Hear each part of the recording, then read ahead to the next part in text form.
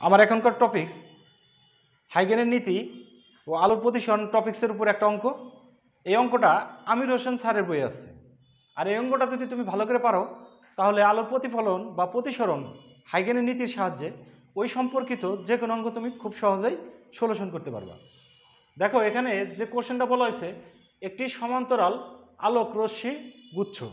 তো সমান্তরাল আলোক রশ্মি গুচ্ছ বলতে কি বোঝানো হচ্ছে, এভাবে যাচ্ছে। এই সমতল আলোক রশ্মিগুচ্ছ বলতে আবার বোঝানো হচ্ছে সমতল তরঙ্গমুখ। তার মানে দেখো এই সমতল, এটা যদি আমার সমতল তরঙ্গমুখ হয়, এই আলোক রশ্মিগুচ্ছ তার উপর কীভাবে যে আপতিত হবে, লম্বভাবে আপতিত হবে। আর সমান্তরাল আলোক রশ্মিগুচ্ছ বলতে বোঝানো হচ্ছে কি, সমতল তরঙ্গমুখ। কথাটা কিন্তু আমাদের ইম্পর্টেন্ট, সমতল তরঙ্গমুখ। তো সুপ্রিয় শিক্ষার্থীবৃন্দ, আমাদের যাদের এই টপিক্সে যেমন হাইগেনের নীতি ও আলোর প্রতিসরণ দেখি নাই আমরা, আশা করি আমার এই চ্যানেলে হাইগেনের নীতি ও আলোর প্রতিসরণ টপিক্সটা দেওয়া আছে, খুব ভালো করে তোমরা সেখান থেকে দেখে নিবা। তার মানে আমরা বুঝলাম সমান্তরাল রশ্মিগুচ্ছ বলতে কি বোঝানো হচ্ছে, সমতল তরঙ্গমুখ। এখানে থেকে দেখো এই যে এখানে এবিটা হচ্ছে কি আমার সমতল তরঙ্গমুখ। কোনটা? এবিটা কি আমার সমতল তরঙ্গমুখ। সেই সমতল তরঙ্গমুখের বেধ দেওয়া আছে কত, 4 সেন্টিমিটার, অর্থাৎ এবি ইকুয়াল কত, 4 সেন্টিমিটার। পরবর্তীতে আবার কি বললো, আপতন কোণ। আপতন কোণ কত দেওয়া আছে, 30 ডিগ্রি। আমরা হাইগেনের নীতির সাহায্যে আলোর প্রতিসরণ যখন দেখছিলাম টপিক্সটা, সেই ক্ষেত্রে এইটা ছিল আমার আপতন কোণ। তাহলে আপতন কোণের মান দেওয়া আছে কত আমার, 30। তারপরে কি বলছে, প্রতিসৃত হওয়ার পর কাচের মধ্যে দিয়ে আলোক রশ্মির বেধ কত। তাহলে প্রতিসৃত হওয়ার পর তার আর একটা তরঙ্গমুখ পাওয়া যাবে, সেই তরঙ্গমুখটাও কি হবে আমার, সমতল তরঙ্গমুখ হবে। সেই সমতল তরঙ্গমুখ হচ্ছে কি আমাদের ইএফ। কোনটা হচ্ছে আমাদের ইএফ, সেটার বেধ চাইছে। তাহলে ইএফ ইকুয়াল কত, ওয়াট। তাহলে আমরা এখানে এবি ইকুয়াল 4 সেন্টিমিটার পেলাম, ইএফ ইকুয়াল কত দেওয়া হয়েছে আমাদের, ওয়াট, অর্থাৎ ইএফ এর মানটা চাইছে আর কি। তো দেখো এটা বায়ু মাধ্যম, এটা হলো কাচ মাধ্যম। বায়ু মাধ্যম হালকা, কাচ মাধ্যম ঘন। বায়ু মাধ্যমে আলোর বেগ ধরা আছে সিএ, কাচ মাধ্যমে আলোর বেগ ধরা আছে কি আমার, সিজি। তার মানে লজিক্যালভাবে কিন্তু সিএ গ্রেটার দেন কত, সিজি। সিএ গ্রেটার দেন কত, সিজি। এবার আসো বি থেকে, ধরে না তুমি বিতে একটা আলোক রশ্মি ডিবি কি লম্বভাবে এসে আপতিত হয়েছে, এতে আর একটা আলোক রশ্মি কীভাবে এসে সিএ লম্বভাবে এসে আপতিত হয়েছে। আর এ বি সমতল তরঙ্গমুখ এক্স ওয়াই বিভেদ তলের উপর কীভাবে আপতিত হয়েছে, তির্যকভাবে। কীভাবে আপতিত হয়েছে, তির্যকভাবে। তার মানে এই যে কোনটা তুমি যদি পাবো সেটা কি আমার, তির্যকভাবে। এখন এই বি থেকে একটা আলোক রশ্মি ইতে যাইতে সময় নিতেছে কত, টি। ঠিক ওই টি সময়ে এতে থেকে এপে যাইতে একই সময় লাগতেছে, অর্থাৎ বি থেকে আলোক রশ্মি একটা ইতে যাইতে যে সময় লাগে, এ বিন্দুতে আপতিত হওয়ার পর প্রতিসৃত রশ্মিটা এ থেকে এ বিন্দুতে যাইতে একই সময় নেবে। তার মানে এখানে থেকে আমরা কী লিখতে পারি, দেখো তুমি বিই ইকুয়াল লিখতে পারি সিএ টি।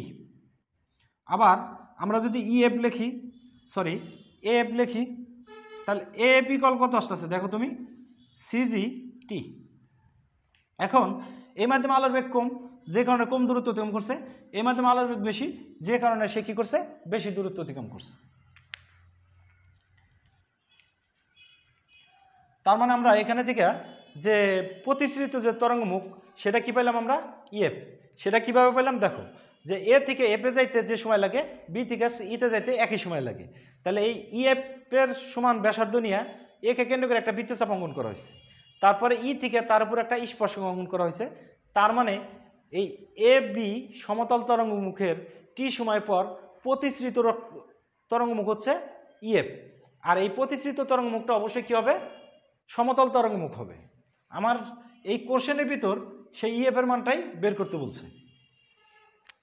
তাহলে এখন আসো আমরা উপরের অপশনের ভিতরে যদি ভাবি, দেখো কোণ সিএ প্লাস কোণ এনএবি ইকুয়াল কত, 90 ডিগ্রি। এটা কিভাবে 90 ডিগ্রি হলো সেটা আমি বলি। এটা যদি সমতল তরঙ্গমুখ হয়, তার উপর যে আলোক রশ্মিটা আসবে এসে আপতিত হবে, তার মধ্যবর্তী কোণ কত, 90। তার মধ্যবর্তী কোণ কত হবে, 90। তার মানে দেখো এটা হলো আমার সমতল তরঙ্গমুখ, এই আলোক রশ্মিটা তার উপর আপতিত হয়েছে, তার মানে আমার এই কোণটা যদি আমি ভাবি এই কোণের মান কত হবে 90 হবে। সেই কারণে দেখো তুমি কোণ CAN কোণ NAB ইকুয়াল কত লিখছি আমি 90। তারপর আবার আমি লিখতে পারি কোণ NAB প্লাস কোণ BAE ইকুয়াল 90। এটা তো দেখেই বোঝা যায় যে এভাবে আছে এই কোণটা কত আমার 90, যে কারণে NAB প্লাস কোণ BAE ইকুয়াল 90। তাহলে এই মানটা সমান যদি 90 হয়, এই মানটা যদি সমান 90 হয়, তাহলে এটা আমি কি ইকুয়াল লিখতে পারি। তার মানে আমি লিখতে পারি কোণ CAN কোণ NAB ইকুয়াল কোণ NAB প্লাস কোণ BAE। দেখো এই অপশন কাটা যায়, আমার থাকে কোণ CAN ইকুয়াল কোণ BAE। তাহলে আমার কোণ CAN মানে কি আপতন কোণ, আর কোণ BAE পাইলাম কত আমি ইকুয়াল 30। তার মানে আমাদের এখানে দেখা যাচ্ছে এই কোণটাও আমার 30। এখন আসো আমরা পরবর্তী টপিকটা দেখার চেষ্টা করি এই অপশনের ভিতর, অর্থাৎ প্রতিশ্রুত অংশের ভিতর। এখানে থেকে তুমি একটা কাজ করতে পারো যে এটা N প্রাইম দেওয়া আছে, কোণ N প্রাইম A সাথে আসবে কত তোমার F প্লাস কোণ FAE ইকুয়াল 90। দেখো এটা থেকে এতটুকু কোণ কত হবে আমার, অবশ্যই 90 হবে। তাহলে এই কোণটা আমরা কত পাইলাম 90 পাইছি। ইভেন আর একটা জিনিস দেখো যে এই যে আমার প্রতিশ্রুত রশ্মি তার উপর এটা কীভাবে আমি অঙ্কন করছি, একটা স্পর্শক অঙ্কন করছি। সেই স্পর্শকের উপর এই আলোক রশ্মিটা কীভাবে আপতিত হবে, 90 ডিগ্রি অ্যাঙ্গেলে আপতিত হবে, অর্থাৎ লম্বভাবে আপতিত হবে। কথাটা কিন্তু ইম্পর্টেন্ট। এই সমতল তরঙ্গমুখের উপর, সেটা কি তরঙ্গমুখ, প্রতিশ্রুত সমতল তরঙ্গমুখ, তার উপর যে আলোক রশ্মিটা আসবে সেটা কিভাবে যে আপতিত হবে, লম্বভাবে যে আপতিত হবে। তার মানে আমার এই কোণের মানটা হচ্ছে কি 90। তার মানে আমি বলতে পারি যে এই কোণটা আর এই কোণটা আমার কী হবে 90। যদি এই কোণটা 90 হয় তাহলে এই কোণটা আর এই কোণটা কী হবে আমার 90 হবে, কারণ একটা ত্রিভুজের 3 কোণের সমষ্টি 2 সমকোণ, 1 সমকোণ এখানে গেলে আর এই দুইটা মিলে কী হবে আমার 1 সমকোণ হবে।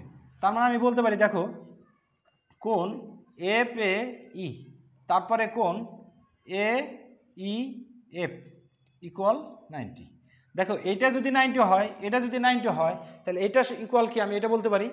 তার মানে আমি বলতে পারি কোণ N প্রাইম AF কোণ FAE ইকুয়াল কোণ FAE যোগ আসতেছে কত কোণ আমার কোণ AEF। তাহলে আমি এটা কাটলাম, কোণ N প্রাইম AF ইকুয়াল কোণ AEF। তাহলে N প্রাইম কোণ N প্রাইম AF এই কোণটা জানি কত আমি আর ইকুয়াল কত বলছে কোণ AEF। তার মানে এটা হচ্ছে হলো আমাদের আর।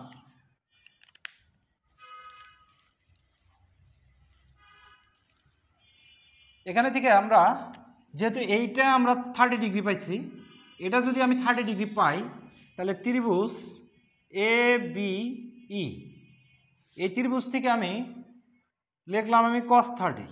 কি লিখলাম আমি cos 30। cos বলতে কি বুঝি আমি, ভূমি বাই অতিভুজ। যদি তুমি এটাকে কোণ পাবো, এটা হবে আমার লম্ব, এটা হবে অতিভুজ, এটা হবে কি আমার ভূমি। তার মানে আমি কি লিখতে পারি দেখো তুমি, AB মানে ভূমি বাই অতিভুজ হলো আমার এই। তাহলে এখানে থেকে কিন্তু আমি খুব সহজেই এই এর মানটা বের করতে পারি। তাহলে AB বাই cos 30, AB এর মান আছে কত আমাদের 4, আর cos 30 ডিগ্রি মান কত √3/2, তার মানে 8/√3। তাহলে এই এর মানটা আমাদের এখন বের করা লাগবে। তাহলে আমরা লিখতে পারি 8/√3 4.62। এই এর মান আসতে তোমার 4.62, যেহেতু সেন্টিমিটার আছে আমরা সেন্টিমিটার লিখে রাখি, এই ইকুয়াল 4.62 সেন্টিমিটার। এখন আসো যে আমাদের আর একটা অপশন দেখতে হবে, সেটা হলো আলোক রশ্মি যেহেতু এই মাধ্যম থেকে অর্থাৎ বায়ু মাধ্যম থেকে কাচ মাধ্যমে গেছে, তাহলে বায়ু মাধ্যমের সাপেক্ষে কাচ মাধ্যমের প্রতিসরণাঙ্ক ইকুয়াল sin I বাই লিখতে পারি কত আমি সাইন আর, লিখতে পারি M is equal sine I by sine R. তাহলে এই ক্ষেত্রে আমরা যদি বায়ু মাধ্যম তার প্রতিসরাঙ্ক কত 1, তাহলে আমি শুধু লিখতে পারি মিউ। সাইন আই বলতে কত বোঝাচ্ছে আমাদের সাইন 30, আর এখানে কত আছে আমাদের সাইন আর। তাহলে দেখো সাইন 30 ডিগ্রি মান কত হাফ, তাহলে তুমি এখানে লিখতে পারো যে সাইন আর ইকুয়াল 1/2, সাইন আর ইকুয়াল 1/2, আর মিউর মান আছে আমাদের এখানে কত 1.5, তার মানে আমি 1.5 লিখলাম। তাহলে এটাকে যদি আমি আবার ক্যালকুলেশন করি সেটা কত আসে দেখো, সাইন আর ইকুয়াল 1/3, তাহলে আর ইকুয়াল আসছে আমার সাইন ইনভার্স 1/3। দেখি আমাদের এখানে কোণের মানটা কত আসে। তাহলে এখন যদি তুমি এই কোণের মানটা হিসাব করো যে shift sign inverse first bracket 1/3 আসতেছিল আমাদের 19.47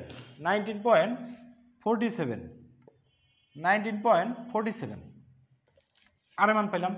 যেহেতু আমার এটা আর এটা আর, তাহলে এখানে আর এর মান কত হবে আমাদের 19.47 ডিগ্রি। এখন তুমি যদি এই কোণটা পাবো, তাহলে এটা হচ্ছে কি তোমার লম্ব, এটা হচ্ছে কি তোমার ভূমি, এটা কি হচ্ছে তোমার অতিভুজ। তার মানে এই কোণটা পাবলে এটা হচ্ছে কি আমার লম্ব, এটা হচ্ছে আমার ভূমি, এটা হচ্ছে আমার অতিভুজ। তাহলে দেখো এখানে যদি আমি কস যদি ভাবি 19.47, তাহলে কসের ক্ষেত্রে আমরা কি জানি ভূমি বাই অতিভুজ। ভূমি কত আছে আমাদের ইএফ, ভূমিটা কি আমার ইএফ, আর অতিভুজ বলতে কি বুঝি আমরা এই।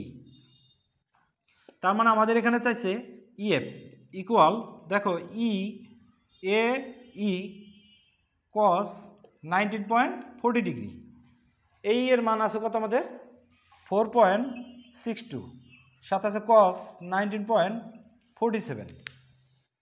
তাহলে দেখি আমরা এখানে কত আসে যে কস 19.47 ইন্টু 4.62, তার মানে আমাদের এখানে যে মানটা আসতেছে সেটা হলো 4.36 সেন্টিমিটার।